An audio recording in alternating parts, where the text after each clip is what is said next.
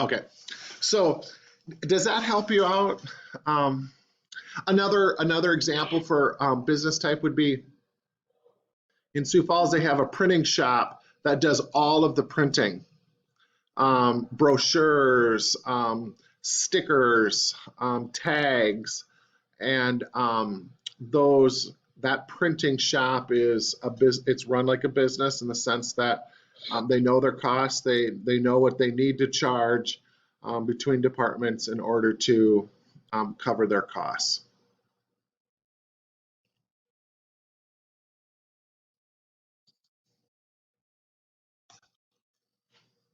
Did that help you out, Amanda?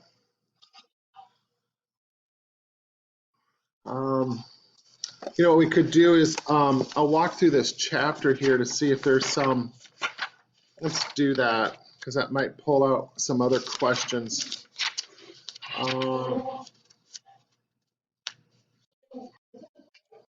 Yeah,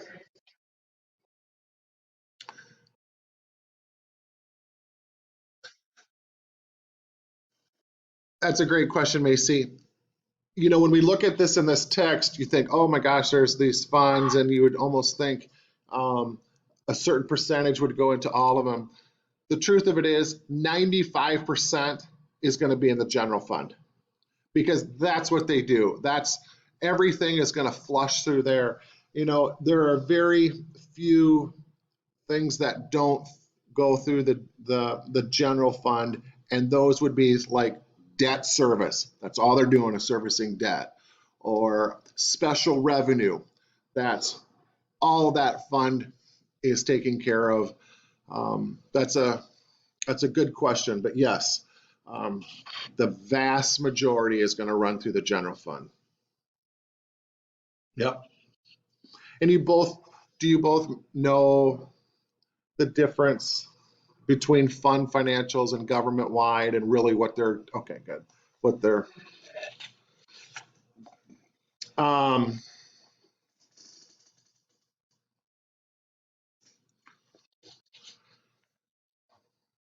so looking, now just going in on pages 740 and 741, that whole fund accounting, so the governmental funds, which we kind of talked about, the proprietary funds.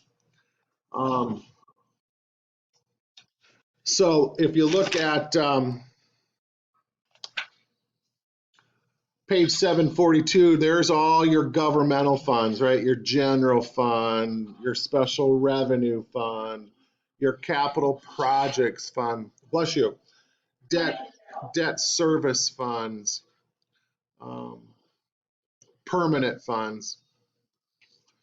And then, of course, you got your proprietary funds, which is like this business like your enterprise fund. Mhm.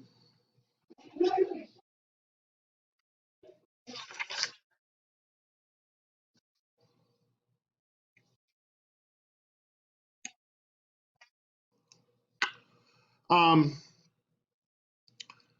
they generate their own revenue.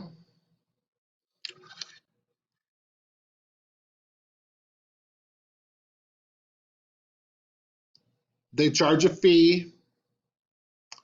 Um, and basically that second bullet point is, laws or regulations require recovering the activity's costs. So what they're saying there is they're trying to, balance their own internal budget, if you will. So they need to know what they have to do to break even. Or there's an understanding of how the general fund is going to supplement that a loss. The example that I gave you about the facility that's on 49th Street, the printing shop, those are all those internal service funds. That's on page 744 where it's internal. So you got to see the fleet services fund or the police garage fund, copy services fund. That's that's part of the internal service. The pool that would probably fall more underneath, your enterprise fund.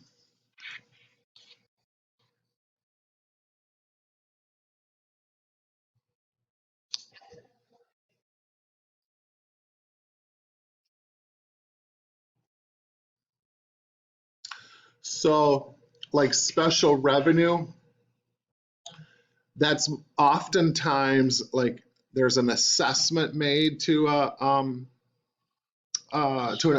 citizen. Those are special revenues. So what they're probably doing, like for instance, you put a they redo your sidewalk in front of your house, the city does, and they're going to say, okay, listen, 60% of that cost is going to be picked up by the city, 40% by the homeowner that it's in front of. So that 40% collection is considered a special revenue specifically for the cost of that sidewalk. Good questions. And then we move over on to page 745 and it's all the government wide, and that's much easier. That's what we know. Um,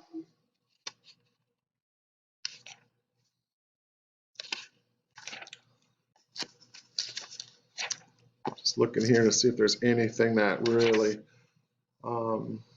I would tell you this, if you turn to page 758 in your book, I've had,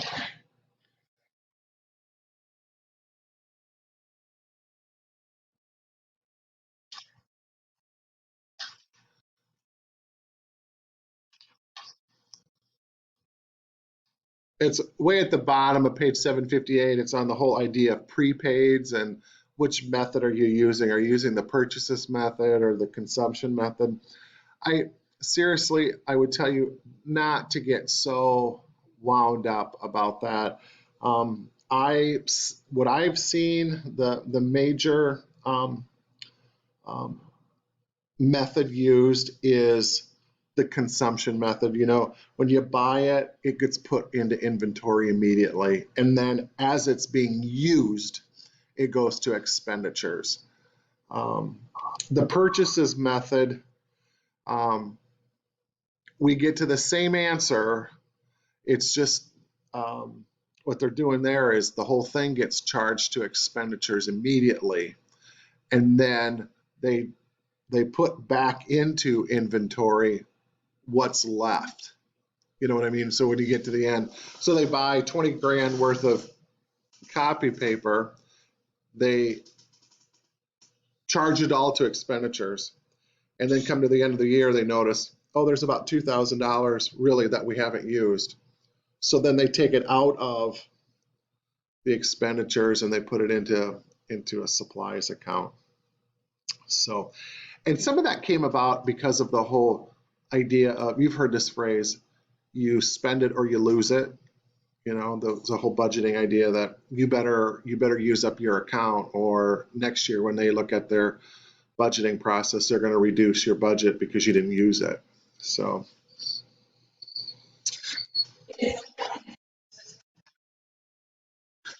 that's a,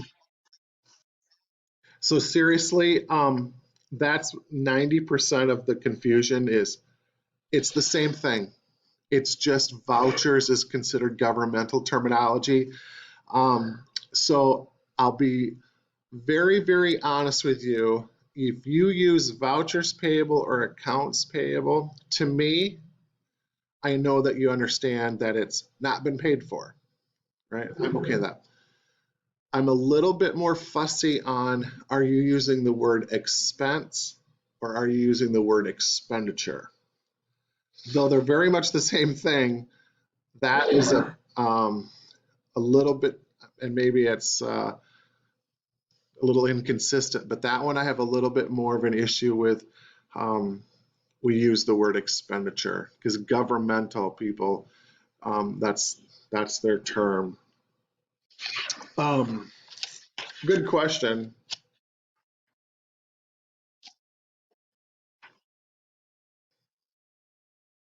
Oh,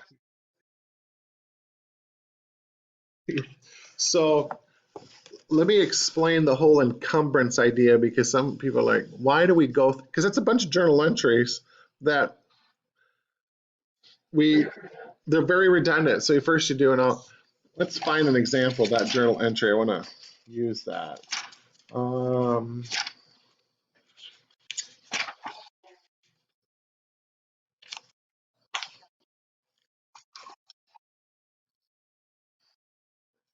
what we could do is if you look at page 772,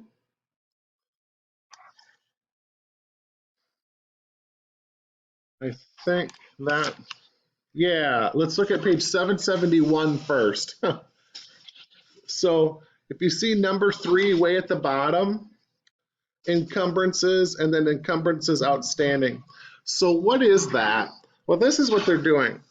Now, we're not talking about Canton or even Sioux Falls, where we're small enough that we really know what's going on with all departments. Okay. So, and let's, instead of saying police cars, let's say fire stations. We know exactly, Canton, there's only one. So let's say we're in Canton. We know exactly if the person that's sitting next to me ordered a new fire truck, right?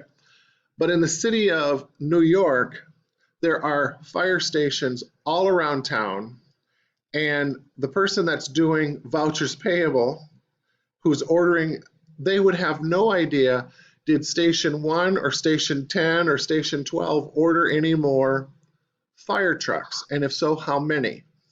So in order to kind of keep it under control, because this is not what we do in normal accounting, is if you want to go out and order a fire truck, that's fine, but you need to encumber those dollars, meaning you are setting it aside.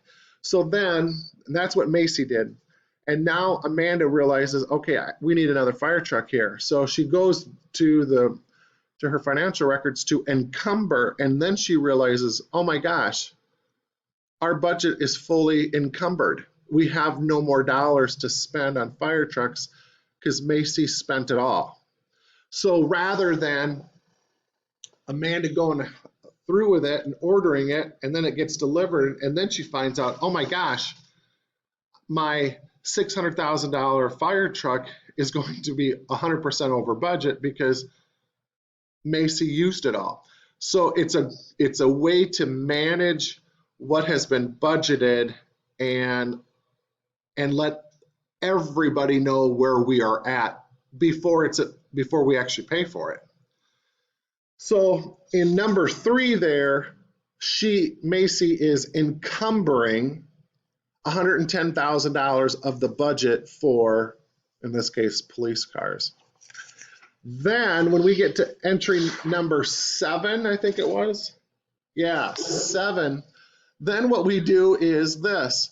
What the entry she did in number 3, she does this, flips it over, completely reverses it. Why? Because the next journal entry, she is debiting expenditures and crediting, this case, vouchers payable or cash. So the summation of what was encumbered and an expenditure is what the total budget is. So whatever has been expended already, the expenditure plus anything that's reserved to be an expenditure is your total budget, your total appropriations. And that specific concept is, I got to think here a minute. You know, the exercises that I assign, and I got all those videos on them, and the solutions are out there.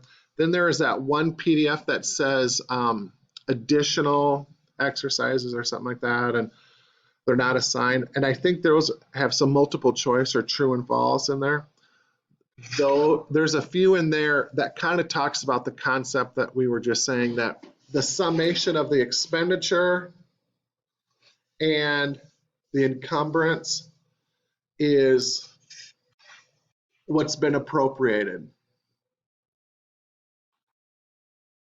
So I guess my point on that would be is, make sure you print those off. I think those are good to look through. Did that?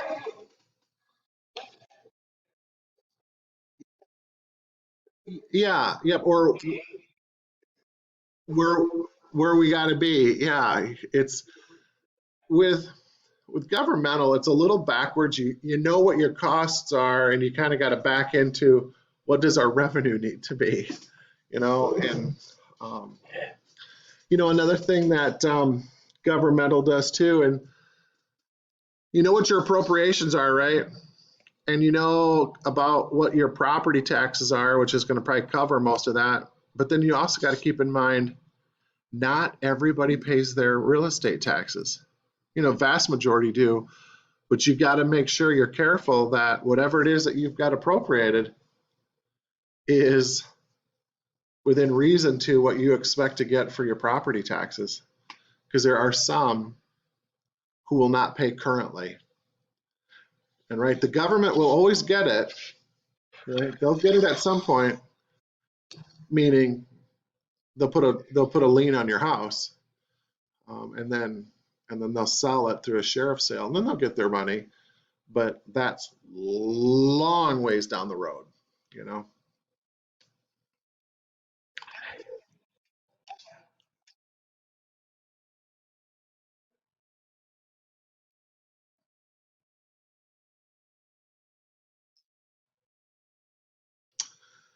Um, I would imagine what they're getting at is they are appealing what they have been assessed, and then they have to have someone come out, and then they'll do a little market study on the homes that were sold in the area and like real close, and then that's what it'll be. But I have not heard that based on your income or your tax return is the justification for the real estate taxes. Yeah. And right now, Minnehaha County did this not so long ago. They kind of reassessed everything. They looked at it really hard. Lincoln County's doing it right now because I think last summer they stopped at our house. They not only say it to you that they're going to reassess, they want to walk through your home. Yeah, so they'll put a note on your door saying we're in the area and we'll be back again. It's Thursday. We'll be back in the area on Tuesday. And their point is, if you let them in your home so that they can, count how many fireplaces do you have, what kind of, what are the finishes and all of that, you'll probably get a more accurate assessment. If you're home and you don't let them in, they're going to err on the high side. Yeah, they used to, all they did was they would take a tape measure and they would measure the perimeter of your home and they'd get square footage and they would assess it that way. Not anymore. Now, and my my comment about that is because we're in Lincoln County. Well, every time Harrisburg wants to build a new school or a new whatever, they do it because real estate taxes are really high in Lincoln County. They're terrible. So I remember when I grew up in Orange City, a guy had there was a guy in Orange City who did not believe his belief system, didn't believe in paying taxes. So, so yeah, he did it, and he didn't pay his real estate taxes, and I don't know if he just thought he could call their bluff, but um, and of course it's the government, so it takes forever for them to finally pull the trigger. But I kid you not, one day the Internal Revenue came with a sheriff and said, and this is after years and years of notifications and whatnot, you've got yourself 30 minutes to get your bare necessities and you're out. And in 30 minutes, they had to get, clothes or a toothbrush and they were out. And then they put a chain around the door and padlocked it, and they couldn't get back in. And then within a few months, there was a sheriff's sale. They sold the house right then and there. They don't advertise it. They just do an auctioneer sale right there, and proceeds go to the federal government, and any excess goes back to the homeowner, but it takes care of what they weren't paying. So they do it. Everyone always kind of wondered if they did it, but by golly, they did.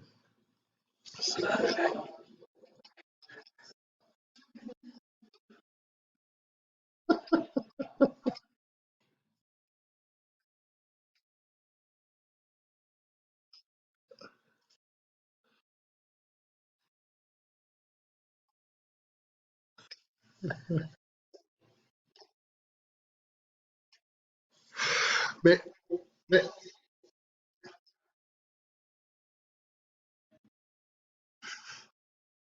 that's kind of the same response I get every once in a while. And do we really need to do that quiz? No, you don't need to. uh,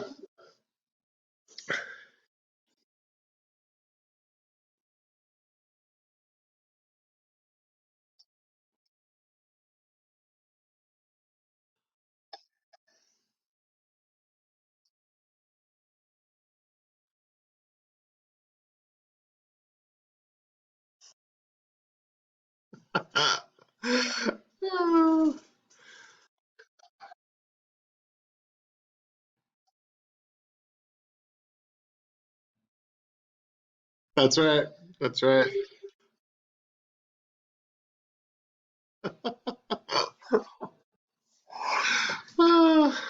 um, that's really, honestly, it is not a very difficult chapter. Sometimes what gets tricky is just which fund. And honestly, it's kind of brings you back to 225. The more you see of those same journal entries and you see where they put it, it gets to be a lot more, oh, yeah, that's right. We always stick that there. So it seems very redundant, but that redundancy is going to help you, like, oh, yeah, that's why we put that in the permanent fund, or that's why that goes into special revenue or capital projects or debt service. I'll tell you, the big thing I've always said about governmental accounting is it created jobs because there's so many journal entries for the one transaction, and um, it's kind of ridiculous, but so.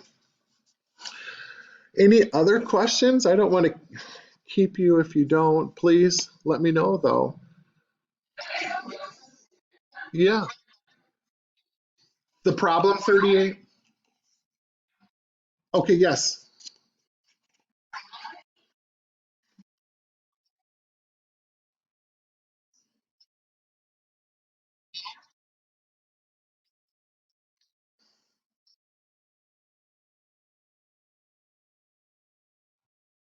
Oh, yes. Okay. The deal is because in letter D, it's going from a governmental fund to an enterprise fund, and that's separate. Versus in, which one was it again? F. F, it's all within the governmental funds. Does that make sense? So when we're moving within the governmental funds, we don't need to make a journal entry because we know what we're doing is we're moving it from the left pocket to the right pocket. But when we're moving it from Brad's pocket to Amanda's pocket, that needs to be recorded because we're going from governmental to enterprise. Good question. And that's probably one of them, though, honestly, that gets confusing. That's a confusing one. Yep.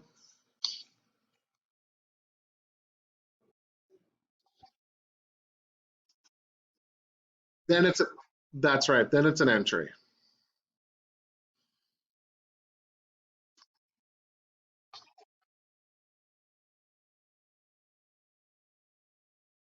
Good for you. Well, 17 is the same. 17 is just a little bit more, but it's the oddball stuff. So chapter 16 is all governmental and kind of what we're normally seeing in governmental stuff. And then we get to chapter 17 and it's the real oddball stuff. Like, what about some rich citizen that donates a piece of artwork to the city? How do we handle that? You know? Um, well, anything else for me?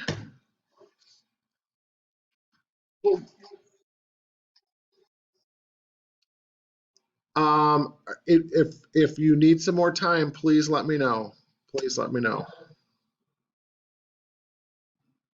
I think that sounds right. I think it's on Sunday, but if you need more time, just shoot me an email. I'm happy to work with you. I noticed this week with my principles of accounting, um, this whole online stuff isn't new anymore. And they're starting to they're very tired. I could tell um, they're shot. And we're, we only have a few weeks left, but there's no breaks anymore. There's no spring break. That's all done. And yeah, you could tell that people were getting tired. And so, but please, by all means, I'm happy to work with you on that.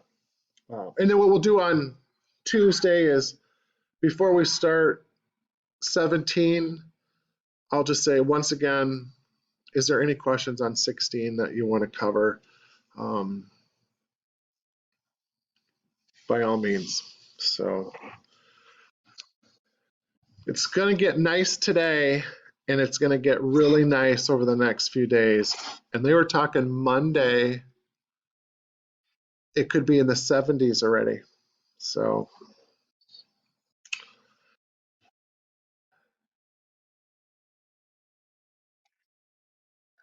Macy, never have I. I've never heard that term squall. And then I thought, what are they talking about? And then I heard a few more people say it. I'm like, gosh, I didn't even know that was a word.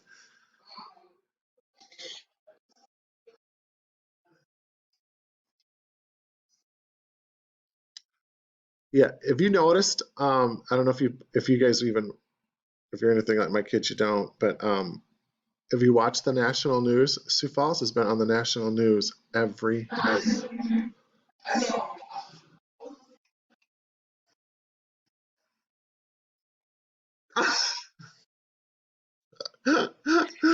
Oh, I know. I tell you,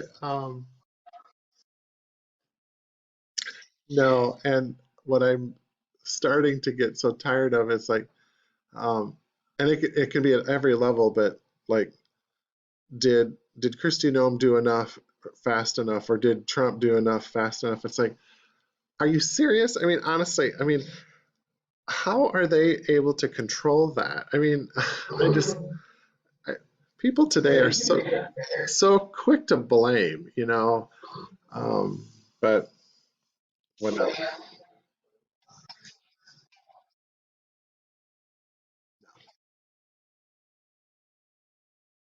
No, no. I know that I will say it's too bad. I think um, we need to work a little bit better together than against each other. It looks terrible. It looks terrible. Was it really? I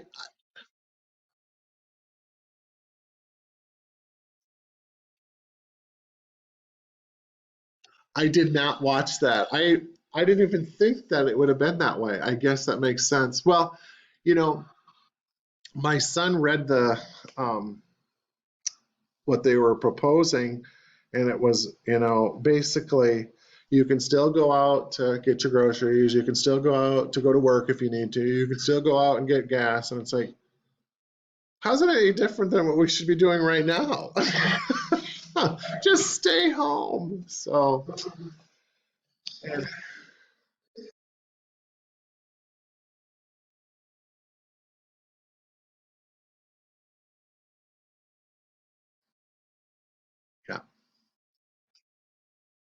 yeah.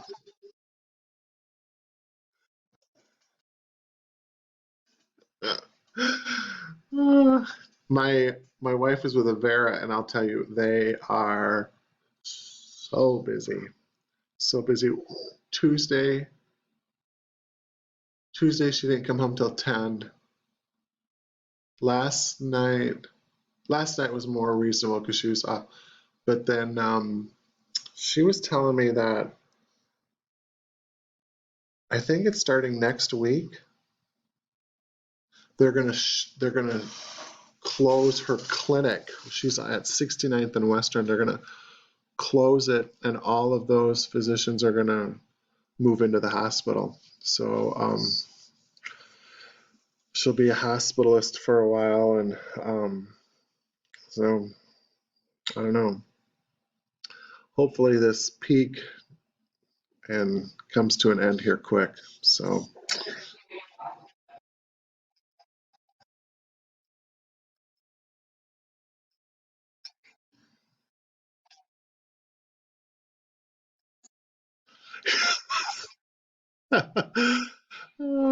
no, she doesn't go out. She comes home. She changes before she comes home. She comes home. She changes again and showers, and then we see her, and then or showers before she changes again, and then starts all over again the next day, but never leaves. I mean, I don't know about you guys, but I'm starting to get cabin fever. I'm sick of not getting out, you know. But, so I never thought I would say this. I'm looking forward to being able to mow my lawn. So hey, YouTube, call me or email me with anything, and I can go over something with you if you want to that way. Sure. Yeah. Bye, Amanda. Let me stop the recording.